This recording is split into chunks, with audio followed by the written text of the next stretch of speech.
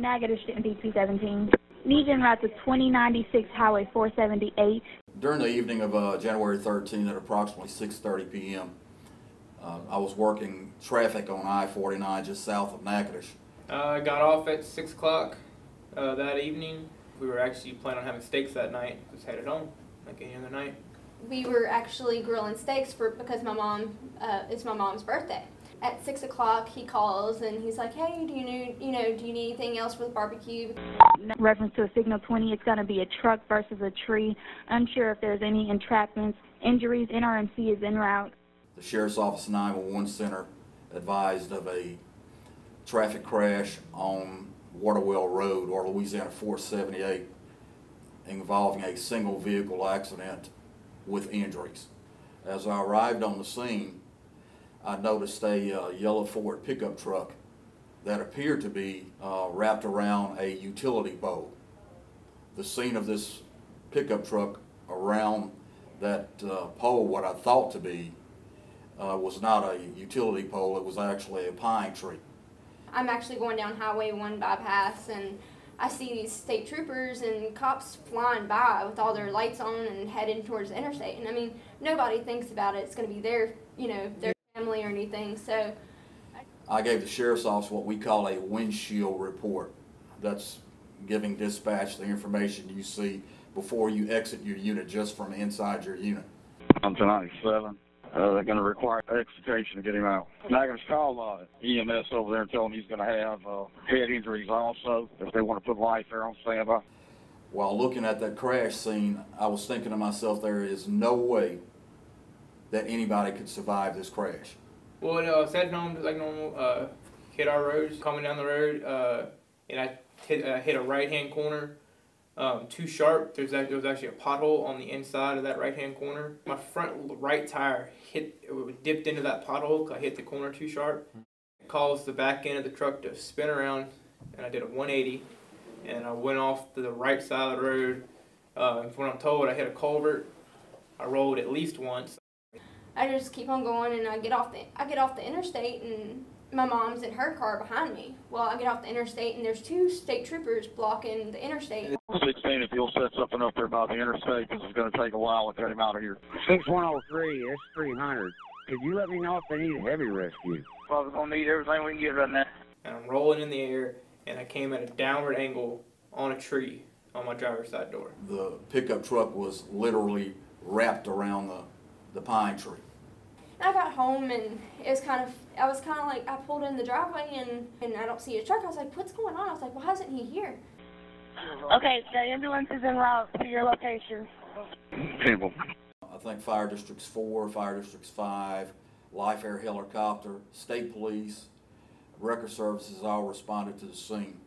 On the line with ER staff, Life Air has been given those coordinates. They have accepted the launch. The only thing I remember is the truck sliding. Like the back end slid, started to slide, and I grabbed the wheel with both hands, said, "Please, please, please, please," and that's all I remember. And I remember two instances after the wreck happens. I remember yelling, "My legs are trapped," because they were pinned between the dash and the seat.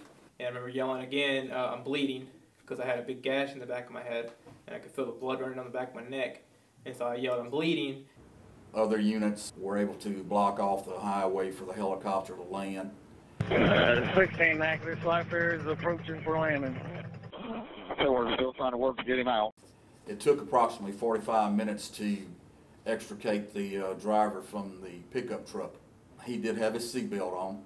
There was the extent of damage. It had him pushed back where his head was out the rear of the truck. The back glass had been shattered.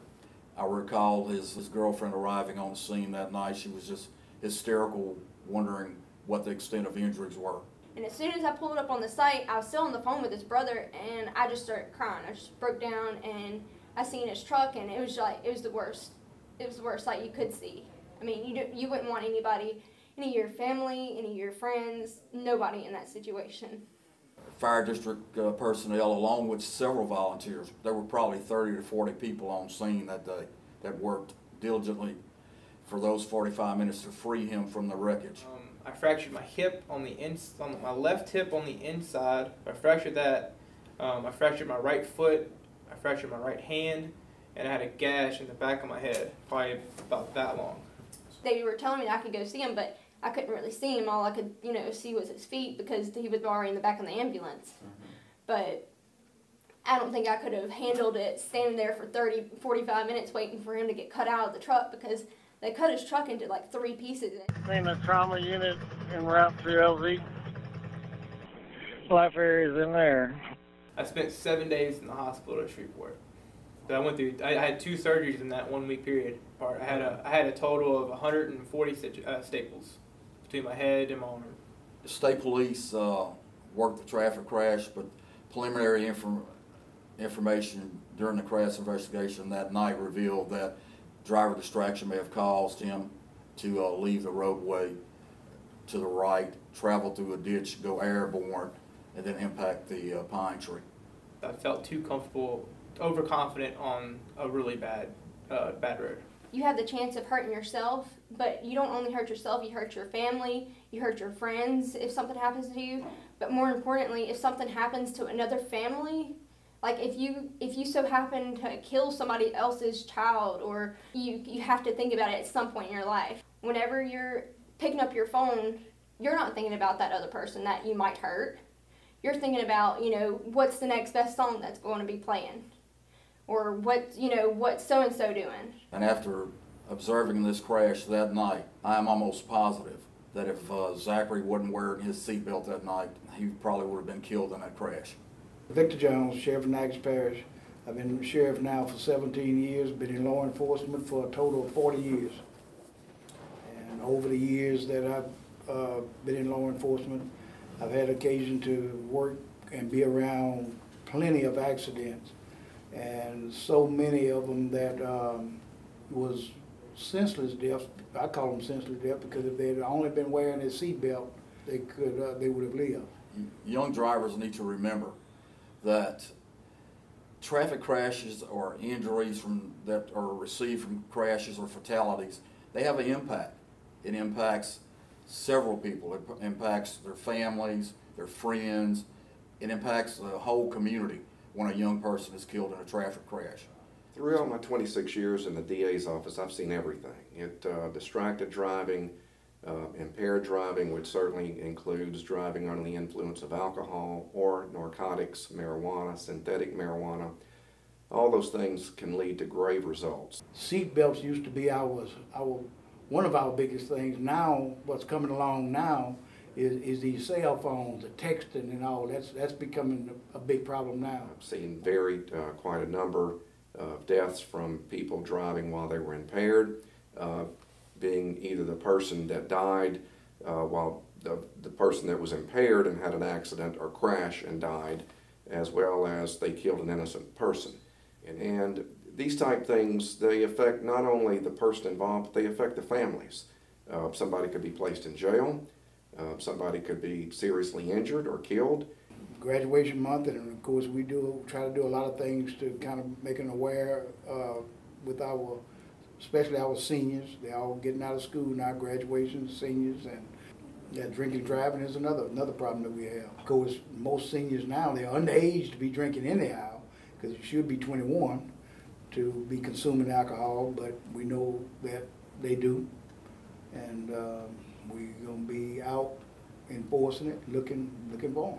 With May is graduation month, and that really, our radar really goes up then, because we are concerned about our teenagers who may be having graduation parties, and we want them to be aware, to not be distracted in driving, not drive impaired. We do not want them to text and drive.